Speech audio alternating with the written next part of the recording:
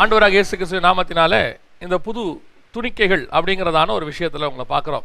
இது என்ன துணிக்கைகள் அப்படின்னு கேட்டிங்கன்னு சொன்னால், வேதத்தில் இந்த துணிக்கைகள் அப்படிங்கிறது ஒரு சின்ன டிட்பிட்ஸ் அப்படின்னு சொல்லுவாங்க. குட்டி குட்டியாக, அதாவது மேஜிலேருந்து விழக்கூடிய துணிக்கைகள், சாப்பிட்டு மிச்சம் இருக்கிற துணிக்கைகள், அந்த மாதிரி ஆண்டவர் வேதத்தில் நிறைய பார்க்குறோம். அந்த மாதிரி இந்த வேதத்தில் உள்ளதான சின்ன சின்ன விஷயங்களை உங்களோடு கூட பகிர்ந்து கொள்ள நான் விரும்புகிறேன். நான் படிக்கும்போது எனக்கு ஆண்டவர் உணர்த்தின ஒரு சில காரியங்களை தான் நான் உங்களோடு கூட பகிர்ந்து கொள்ள விரும்புகிறேன்.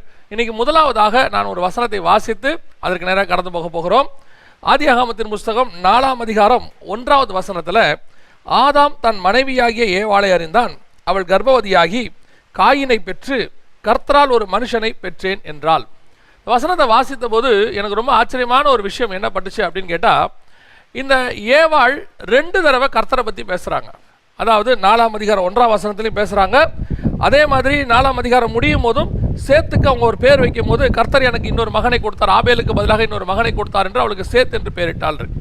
அப்போ நல்லா கவனிச்சிங்கன்னா, இந்த ஆண்டவரை பற்றி ஏவாள் 2 ட்ரிப்பு பேசுகிறாங்க. ஆனால் ஒரு இடத்துல கூட ஆதாம் பேசினாரு அப்படின்னு அங்கே இல்லை. இந்த ஏவாள் பேசின அந்த மிக முக்கியமான வார்த்தையை கவனிங்க. அந்த இடத்துல அந்த அம்மா சொல்லக்கூடிய வார்த்தை, கர்த்தரால் ஒரு மனுஷனை பெற்றேன். ஏன் இந்த வார்த்தையை சொல்கிறாங்க? நிறைய பேர் ஏவாளை குறித்து ரொம்ப தரக்குறைவாக பேசினவங்களாம் நான் பார்த்துருக்கிறேன், அவங்கள பற்றி ரொம்ப தப்பாக பேசினவங்களாம் நான் பார்த்துருக்கிறேன். அதையும் காட்டிலும் காயினை பற்றி சொல்லும் பொழுது ஏவாளுக்கும் பிசாசுக்கும் தொடர்பு இருக்கிறது அப்படின்லாம் சொல்லி பேசினாங்க. ஒன்று அவங்க நல்லா தெரிஞ்சுக்கணும், பிசாசு தள்ளப்பட்ட தூதனுடைய பிரிவை சார்ந்தவன். அவனுக்கு சரீரத்தில் மனுஷனோடு கூட இணையக்கூடியதான எந்த விதமான எதுவும் கிடையாது. அப்படி இருக்கும்போது அவன் ஏவாளோடு கூட இணைந்தான் அப்படின்லாம் சொல்கிறது வேதத்தின்படி ஒத்து போகாதுன்னு வச்சுக்கோங்களேன். ஏன்னா ஆண்டவர் சொல்கிறார், ஆணும் இல்லை பெண்ணும் இல்லை, தேவ தூதர்களை போல இருப்போம்னு சொல்கிறாரு. அப்படி இருக்கும்போது ஒரு மனுஷியோட பிசாசு இணைவது என்பது கூடாத காரியம். ஆனால் இன்னொன்று நடக்கும். என்ன சொல்லுவாங்கன்னா, பிசாசு யாருக்குள்ளேயாவது புகுந்து அந்த மனுஷன் வழியாக இணைவதற்கு வாய்ப்பு இருக்கிறதுன்னு சொல்லுவாங்களே ஒழிய, மற்றபடி நேரடியாக இப்படி நடப்பதற்கு வாய்ப்பில்லை. சரி, அப்படி இருக்கட்டும். அப்போ இந்த அம்மா இந்த இடத்துல தெளிவாக ஒரு வார்த்தையை சொல்கிறாங்க பாருங்களேன், கர்த்தரால் ஒரு மனுஷனை பெற்றேன் அப்படின்னு சொல்கிறாங்க. அப்படி சொல்லும்போது இந்த வார்த்தைக்கு பின்னாடி இருக்கிற மிக முக்கியமான ஆழமான ஒரு காரியத்தை நம்ம கவனிக்கணும். இந்த ஏவாள் முதல் பெண்.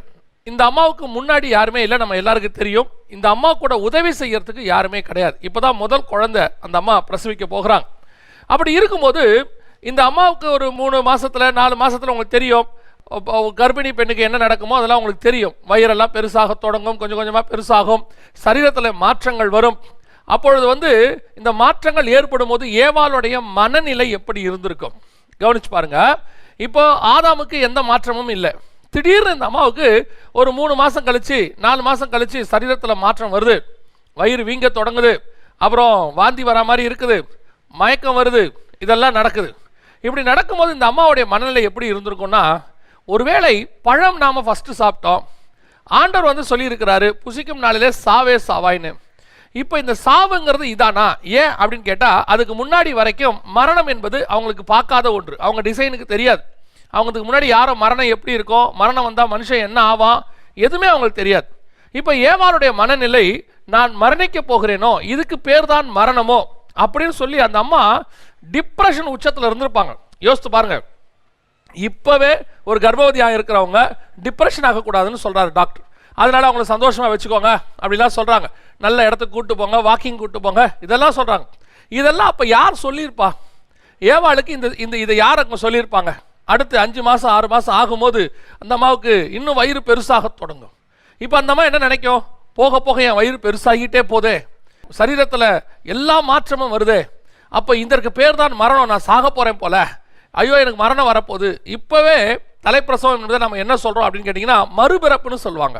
அதாவது மரணத்தை திருப்பி பிறக்கிறதுக்கு ஒரு அடையாளமாக உயிர் போய் உயிர் வரும்னு சொல்லுவாங்க. ஒரு பெண் தன் உலகத்திலேயே அவள் வாழ்நாளிலேயே அதிகபட்சமான பெயின் எங்கே தாங்குறானா அந்த பிரசவ வேதனை தானாமா. அந்த பெயினை ஒரு பெண் தாங்கிட்டானா எந்த பெயினையும் தாங்க முடியும் அப்படின்னு சொல்லி டாக்டர் சொல்கிறாங்க. அப்படி இருக்கும்போது இப்போ ஏவாள் அந்த சூழ்நிலைக்குள்ளே கடந்து வராங்க. இப்போ இந்த அம்மாவுக்கு இதை எல்லாத்தையும் எடுத்து சொல்லி, இல்லை இது கர்ப்பந்தான், நீ கவலைப்படாத, இது உனக்கு மரணத்துக்கு ஏதுவானதல்ல, நீ ஒரு குமாரனை பெற போற அப்படின்னு இவளுக்கு சொல்றது யார்? இந்த மாதிரி சொல்லி யாரால கொடுக்க முடியும்? அடுத்து அந்த 9வது மாதம் வரும்போது இந்த சூழ்நிலைகளில் அவள் பிள்ளையை பெற்றெடுக்கணும். அப்போ அவள் சரீரம் முழுவதுமாக மாறி இருக்கும். இப்போ பார்த்தீங்கன்னா சில அம்மாக்களுக்கெல்லாம் பார்த்தீங்கன்னு சொன்னால் உதடு முகம் எல்லாம் வீங்கி போகுது. இப்போல்லாம் இருக்கிறவங்களாம் ஒவ்வொரு 3 மாதத்துக்கு ஒரு தடவை டெஸ்ட் பண்ணுறாங்க, 6 மாதத்துக்கு ஒரு டெஸ்ட்டு, ஸ்கேனு அப்படிலாம் இருக்குது. இதுக்கு முன்னாடி ஒரு 50 வருஷத்துக்கு முன்னாடி அதெல்லாம் ஒன்றுமே கிடையாது. இப்போது ஒவ்வொரு 3 மாதத்துக்கு ஒரு ஸ்கேன் எடுக்கிறாங்க, ஒரு பர்டிகுலர் டாக்டரை வச்சுக்கிறாங்க, ரெகுலர் செக்கப்புக்கு போகிறாங்க, போன உடனே அயன் டேப்லெட் கொடுக்குறாங்க, இவ்வளோ கொடுக்குறாங்க. அந்த அம்மாவுக்கு இவ்வளோத்தையும் பார்த்தது யார்? பிரசவத்தை. ரெண்டாவது அதையும் தாண்டி குழந்தை பிறக்கும்போது அந்த குழந்தை வெளியே வரப்போகுது, உயிர் போய் உயிர் வரும். இந்த குழந்தையை பெற்றெடுக்க உதவி செய்தது யார்? அந்த குழந்தையை வெளியே எடுத்து தொப்புள் கொடியை அறுத்தது யார்? ஆதாமுக்கு அது தெரிந்திருக்க வாய்ப்பில்லை. காரணம், ஆதாம் ஒரு தோட்டக்காரர் மட்டுமே. அவர் தோட்டத்தை பண்படுத்த தான் கொண்டு வரப்பட்டார். இப்போ இந்த ஆப்ரேஷன் பண்ணி தொப்புள் கொடி அறுக்கிறது, ஏன்னா ஆதாமுக்கும் ஏவாளுக்கும் தொப்புள் கொடி அறுக்கலை, அப்படி ஒன்றே கிடையாது. அவங்க சிருஷ்டிப்பு, கிரியேஷன், இது பெற்றெடுக்கிறாங்க. அப்படி வரும்போது அந்த தொப்புள் கொடியை ஒருத்தர் அறுக்கணும். இது யார் அறுத்திருப்பா? இது யார் சொல்லி கொடுத்துருப்பா?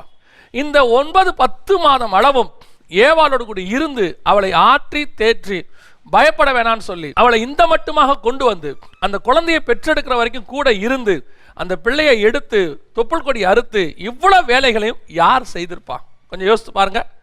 இந்த வேலையை கர்த்தர் ஒருவரை தவிர வேற யாரும் அங்கே செய்திருக்கவே முடியாது. காரணம், வேற யாருமே அங்கே கிடையாது.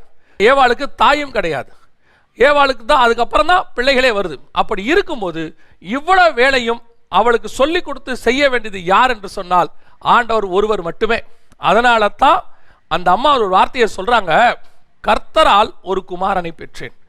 அந்த ஒரு வருஷமும் கர்த்தர் கூட இருந்து தகப்பன் பிள்ளையை சுமப்பது போல சுமந்திருக்கிறார். எல்லாருமே நினைக்கிறாங்க என்னமோ ஆண்டவருக்கும் ஏவாளுக்கும் பயங்கர டக்காஃபார் நடக்குது, ஏவாளை கர்த்தர் வெறுத்துட்டாரு அப்படின்னு. நல்லா தெரிஞ்சுக்கொள்ளுங்க, ஏவாளை கர்த்தர் ஒருபோதும் அங்கே சபிக்கவே இல்லை. பழம் சாப்பிட்ட பிறகு கேட்குறாரு, பழம் சாப்பிட்டியான்னு கேட்குறாரு. அடுத்து அவர் சொல்லக்கூடிய வார்த்தை என்ன? உன் பிரசவ காலத்தில் உன் வேதனையை பெருக பண்ணுவேன்னு சொல்கிறார். அதுவும் எதுக்காக? அந்த வேதனை தான் மிக முக்கியமானது. இப்போ கூட நீங்கள் ஹாஸ்பிட்டலுக்கு போங்க, அவங்க கேட்குற கேள்வி என்ன? பெயின் வந்துருச்சா அப்படின்னு கேட்குறாங்க. அந்த பெயின் வந்தால் தான் ஹாஸ்பிட்டல்லே அவங்க அட்மிட் பண்ணுறாங்க. அப்போ பெயின் என்பது என்ன? இன்றைக்கும் இங்கிலீஷில் ஒரு ப்ராவர்ப் இருக்குது, பெயின் இஸ் அ கெயின் அப்படின்னு சொல்லுவாங்க. அதாவது வலி நமக்கு தேவையானது. வலி இல்லாமல், இப்போ டாக்டர்கிட்ட போனீங்கன்னா சொல்லுவாங்க, ஒரு கட்டி வலி இல்லாமல் இருந்தால் ஆபத்து, வலியோடு இருந்தால் ஆபத்தே கிடையாதுன்னு சொல்லுவாங்க. அப்போ ஏவாளுக்கு அந்த இடத்துல கர்த்தர் சாபத்தை கொடுக்கல, அவளுக்கு அந்த தேவையான பலனை உண்டாக்கக்கூடிய அந்த இம்யூனிட்டி பவரை இன்க்ரீஸ் பண்ணக்கூடியதான ஒரு வலியை தன் கொடுத்திருக்கிறார். அந்த ஏவாளை பத்திரமாய் பார்த்திருக்கிறார். அந்த முதல் பிள்ளை பெரும் அளவும். அதனால தான் நம்ம தைரியமா சொல்றாங்க, கர்த்தரால் ஒரு குமாரனை பெற்றேன். எல்லாரும் சொல்ற வார்த்தை என்ன? காயின் பிசாசின் மகனாக இருந்தான், அவன் பிசாசுக்குரிய செஞ்சான். இருக்கலாம். ஏன்? யூதாஸை பார்த்து வேதம் சொல்லுது கேட்டின் மகன் அப்படின்னு சொல்லுது, பிசாசோடைய பையன். அப்ப யூதாஸ் அம்மாவுக்கும் பிசாசுக்கும் பிறந்தவன் தான் யூதாஸா? அப்படி அல்ல. அதற்கு பிறகு அவன் தன்னை ஒப்பு கொடுக்கிறான், அவனுடைய பிள்ளையாகக்கூடிய அளவுக்கு தன்னை பிசாசுக்கு அவன் கீழ்ப்படுத்துகிறான். அப்படித்தான் காயினும் கூட. ஏவாளுக்கும் பிசாசுக்கும் எந்த சம்பந்தம் கிடையாது. நல்லா கவனிச்சுக்கொள்ளுங்க. இன்னைக்கு அந்த அன்பு, நான் சொல்ல வந்த காரியமே அதுதான். நாம் என்ன பாவம் செய்திருந்தாலும் கூட அந்த தகப்பனின் அன்பு மட்டும் ஒரு நாளும் மாறாது. அந்த அம்மா பழம் சாப்பிட்டாங்க, அந்த சந்ததியை ஒரு மனித சமுதாயமே கெட்டு போச்சு, உலகத்தில் சாபம் வந்துருச்சு, எல்லாம் உண்மைதான். ஆனாலும் அந்த அம்மா விட்டு கொடுக்காம அந்த பிள்ளை பெருமளவும் கர்த்தரால் ஒரு குமாரனை பெற்றேன். அந்த அம்மா அந்த வார்த்தையை சொல்றதுக்கு பின்னாடி ஒரு வருஷம் அந்த அம்மா காடோட இருந்த எக்ஸ்பீரியன்ஸ், தேவனோடு கூட அவங்களுக்கு இருந்ததான அந்த உறவு இல்லைன்னா சொல்ல முடியாது. பாருங்களேன், நான் கஷ்டப்பட்டு ஒரு குமாரனை பெற்றேன்னு சொல்லலாம். அதுக்கப்புறம் வந்தவங்க எத்தனை பேர் சொல்லியிருக்கிறாங்க, வேதனையோடு கூட உன்னை பெற்றேன் இப்படிலாம் சொல்லியிருக்கிறாங்க. ஆனால் இந்த இடத்துல அந்த அம்மா சொல்ற வார்த்தையை பாருங்க, கர்த்தரால் ஒரு குமாரனை பெற்றேன். இப்போவும் சொல்றேன், சகோதரிமார்களுக்கு சொல்றேன், உங்களுக்கு யாரும் இல்லை, தாய் இல்லை, தகப்பன் இல்லை, நான் தனிப்பட்ட முறையில் இருக்கிறேன், அனாதையை போல இருக்கிறேன் அப்படின்னு சொல்றவங்க அத்தனை பேருக்கும் சொல்றேன், உன் தேவனாகிய கர்த்தர் ஒருவர் உன்னோடு கூட இருக்கிறார். உன் எல்லா சூழ்நிலையிலும் அவர் உன்னோடு கூட இருக்கிறார். நீ ஒருவேளை அவருக்கு விரோதமான பாவங்கள் செய்திருந்தாலும் கூட அதை மன்னித்து மீண்டும் உன்னை மகனாக ஏற்றுக்கொள்வதற்கு கர்த்தர் தயாராக இருக்கிறார். நம்முடைய தேவன் அன்பின் ரூபமானவர். அவர் 7-70 தடவை மனுஷனை மன்னிக்க சொன்னா நான் விசுவாசிக்கிறேன், அவர் 7000 தடவை நம்மளை மன்னிக்க வல்லமையுள்ளவராக இருக்கிறார். இன்னைக்கு அனாதையாக, ஒரு கைவிடப்பட்டவர்களாக, யாரும் இல்லாத சூழ்நிலையில தனித்து விடப்பட்டிருக்கிற எனக்கு ஒரு தாயார் என்னுடைய சாட்சியை தெரியும். அந்த தாயார் ஒரு தவறான மனிதனை நம்பிவிட்டாங்க, திருமணம் செய்து கொண்டாங்க. அந்த மனிதன் அந்த அம்மாவை கைவிட்டுட்டாரு. அந்த கர்ப்பவதியாக இருந்தாங்க. அந்த அம்மாவுக்கு பிரசவம் பார்க்க யாரும் கிடையாது. அந்த அம்மா லட்சாதிபதி, கோடீஸ்வரி. ஆனால் இப்படி ஒரு தவறான மனிதனோடு கூட வந்தபடினாலே குடும்பம் அவங்களை ஒதுக்கி வச்சிருச்சு. ஒரு ஹாஸ்பிட்டலில், கவர்மெண்ட் ஹாஸ்பிட்டலில் போய் குழந்தை பிறக்க போனாங்க. பார்த்துக்க யாருமே கிடையாது, தனித்து இருக்கிறாங்க. அந்த காலத்தில் ஒரு சோடா குடிக்கிறதுக்கு 15 காசு 20 காசாமா. அந்த சூழ்நிலையில் சோடா வாங்கி கொடுக்க கூட ஆள் இல்லையாமா. தனித்து அந்த ஹாஸ்பிட்டலில் இருந்து ஒரு பிள்ளையை பெற்றெடுத்து பக்கத்து பெட்டுக்காரங்கிட்ட கேட்பாங்களாமா, எனக்கு ஒரு இட்லி வாங்கி கொடுக்குறீங்களா அப்படின்னு சொல்லி. அப்படி இருந்த சூழ்நிலையில் அந்த தாயாரையும் நேசித்து அவரையும் ரட்சிப்புக்குள்ள நடத்தி அவருடைய பிள்ளையையும் கர்த்தர் ஆசீர்வதித்து இன்னைக்கு கொண்டு வந்து நிறுத்தி இருக்கிறாரு. நான் கண்கூடாக பார்த்து கொண்டிருக்கிறேன். எதுக்கு சொல்றேன் தெரியுமா? யாருமற்ற அனாதைகளுக்கு, கைவிடப்பட்டவர்களுக்கு, திக்கற்றவர்களுக்கு, இந்த மாதிரி சூழலில் இருக்கக்கூடிய, ஒருவேளை நாம் அவருக்கு கர்த்தருடைய பார்வையில ரொம்ப பரிசுத்தவான்கள் இருக்க முடியாது, தாய் தகப்பனை ஏமாற்றி விட்டு ஒருவேளை நீ வந்திருக்கலாம், நீ தனித்து விடப்பட்டிருக்கலாம், நீ ஏமாற்றப்பட்டிருக்கலாம். இன்னைக்கு ஆண்டவராக இயேசு கிறிஸ்துவிடத்தில் திரும்ப, அவர் உனக்கு ஒரு நல்ல தகப்பனாக, ஒரு நல்ல தேவனாக இருந்து முடிவு பரியந்தம் உன்னை நடத்த வல்லமை உள்ளவராக இருக்கிறார். கர்த்தருக்கு சித்தமானால் இன்னொரு துணிக்கையில் நான் உங்களை சந்திக்கிறேன். God bless you.